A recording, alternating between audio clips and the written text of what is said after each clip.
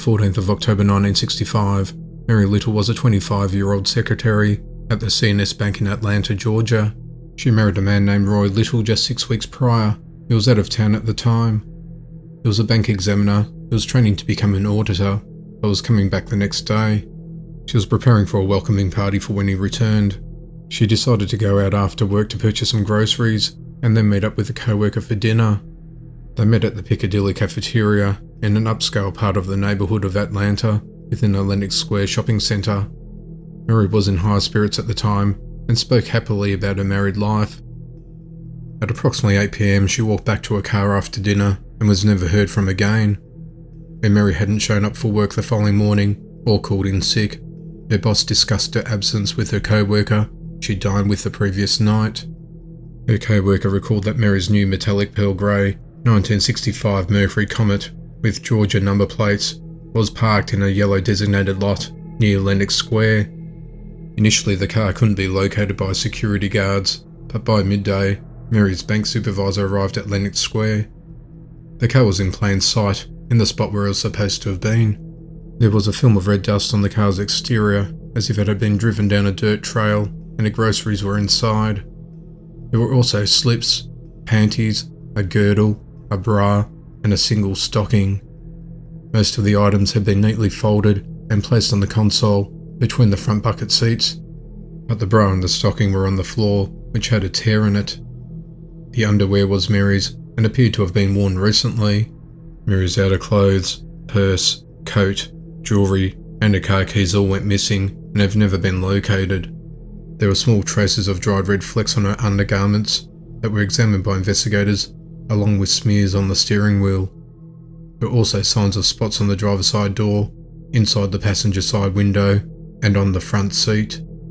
All of the findings were deemed likely to have come from Mary.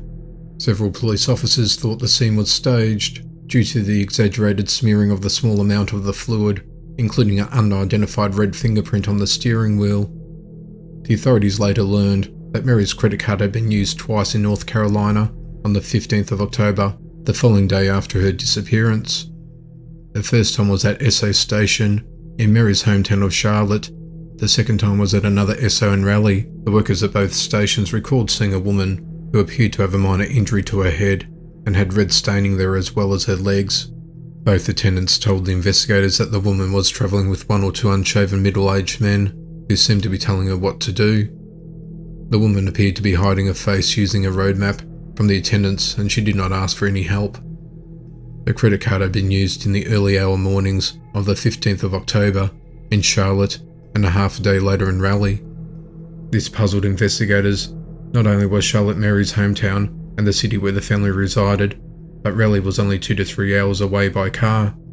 The long span of time between credit card usages seemed unusual, considering the short distances between the two cities. It was suspected that whoever had Mary was purposefully trying to deviate the investigation away from Atlanta. Their signatures on the credit slips read Mrs. Roy H. Little Jr. and appeared to be in Mary's handwriting. Using Roy's mileage logs and Mary's odometer, investigators estimated that the car had 41 miles that could not be accounted for. Another peculiarity of Mary's case emerged when the license plate on the car turned out to be a Charlotte, North Carolina plate that had been stolen in mid-October. Mary's car was legal in Georgia and had been fitted with the proper tags. Investigators believe that the stolen plate was a clue as to why the vehicle was not located by the Lenox Square security before the bank supervisor drove to the lot and discovered the car himself. Detectives thought that whoever drove Mary's car to the lot may have kept it hidden on the night of her disappearance, only to return it to its original parking position later. This theory was never proven. If the car was in fact moved, it would have been about the same time that Mary was seen in North Carolina. A phone call requesting a payment of $20,000 was made for Mary's safe return after news surfaced about the credit card slips. An unidentified caller told her husband to go to an overpass in Pisgah National Forest in western North Carolina and he'll find further directives posted on a sign. An investigator went there in Roy's place and found a blank piece of paper stuck to a sign. The anonymous caller remained just that and never contacted the Little family again, and the demands were suspected to have been a cruel hoax. At one point, police investigated Roy as a possible suspect in his wife's disappearance. Some of Mary's friends boycotted their wedding because they didn't like him and found him to be cold, irritable and remote. Roy reportedly seemed uncaring and oddly detached about her disappearance. He came across as if he was more concerned about getting his car back. He refused to take a lie detector test on numerous occasions. Roy, however, was never charged with anything in connection with her disappearance due to a strong alibi. There were no marital issues identified, and the investigators felt he had nothing to gain from it. Some suggested that Mary's disappearance might have been connected to a scandal at her workplace around the time she vanished. The bank had hired a detective to investigate claims of possible active street workers on the property. Mary was aware of the scandal, but was believed to have had nothing to do with her case. Within weeks leading up to her disappearance, Mary received unsettling phone calls at work. She gave indications to the caller that she was married and could no longer go out to see the unknown person, but he or she was welcome to visit her. Mary also received flowers from a secret admirer in the weeks leading up to her disappearance. The bouquets were traced to a florist near Mary's home, but the purchaser's identity was unknown. Mary never shared the details of the strange calls or discussed the flowers with anyone. According to some of her friends, she was afraid of being home alone or driving her car by herself in the weeks prior to her disappearance. She didn't explain why she felt unsafe. Just days before she went missing, Mary insinuated to her co-workers that she had something urgent to tell them, but never said what it was. In May of 1967, 18 months after Mary vanished, another young woman named Diane Schulz, who briefly worked in the same office, had her life taken. She was last seen leaving her work in a blue and white Chevrolet Impala. The following day, her car was found near a laundry in Atlanta, with her body inside the trunk. She was fully clothed and was wearing her diamond engagement ring. Police speculated that the two cases may have been connected, since the women worked at the same place, but eventually that theory was thrown out. The police file of Mary's case also went missing sometime in the years following her vanishing. While some investigators believe that Mary could have staged her own disappearance and there was no foul play, others felt differently and believed that she was taken against her will. It was reported that on the evening when Mary walked to her car, that a woman was abruptly approached by a man in Lenox Square shopping centre parking lot, which could have had something to do with her disappearance. His identity, however, is a mystery, and the case remains unsolved. Diane Brodbeck was a 43-year-old woman who lived in Wellsville, Pennsylvania. She was happily married to her husband Chester of 25 years, and they had 2 daughters together. She previously worked as a bank manager, was interested in psychology, and was an active member in her community. She had participated in church programs for over 20 years.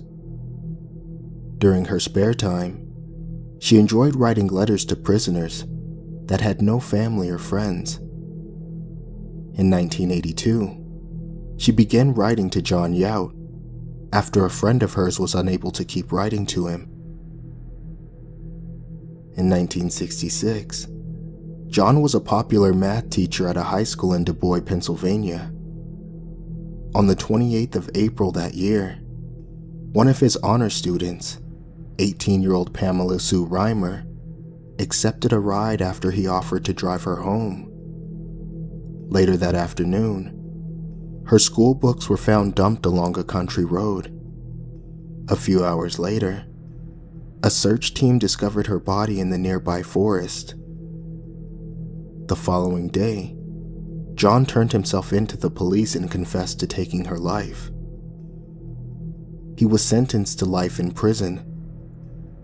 After 20 years behind bars, he became a model prisoner. He played the organ for the choir, learned computer programming, and taught others in the prison school. After corresponding with each other for a few months, Diane began to visit John at the local jail. He was later transferred to Rockview Prison, which was a 2-hour drive away, but Diane still managed to visit him weekly. The prison warden, Walter Regal, saw the two kissing and hugging during the visits, assuming that she was his girlfriend. They became romantically involved, but her family and friends were clueless.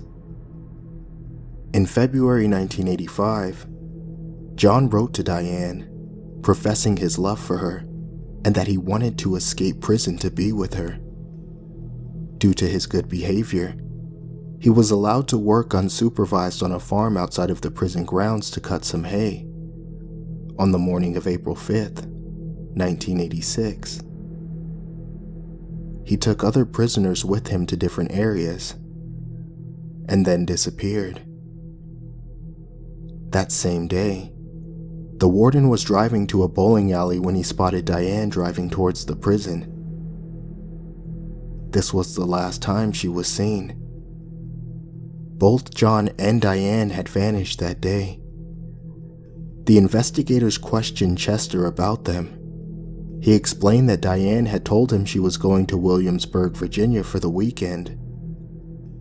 The authorities discovered that Diane had opened a bank account, which Chester knew nothing about, and withdrew $7,500, and kept her car in a storage facility in the weeks prior to her disappearance.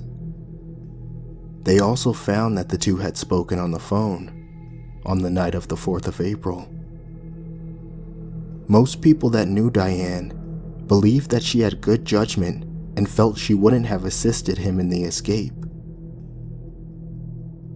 1 month after her disappearance, her car was found abandoned at a motel 20 miles from her home. A bag was found in the trunk which contained several of her personal items, including her jewelry, cosmetics, and underwear. Police speculated Diane had assisted John in his escape and that she could have been in danger. It was suspected that he could have taken her life and he would be free to do whatever he wanted. This, however, was not confirmed. The other possible theory they had was that Diane and John fell in love and they were both living together under different aliases.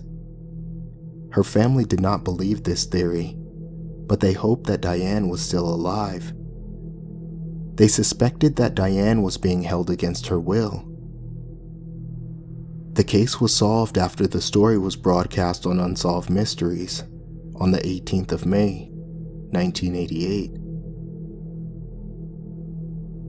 After 2 years on the run, it was discovered that Diane and John were found living in Boise, Idaho, after 2 viewers recognized Diane.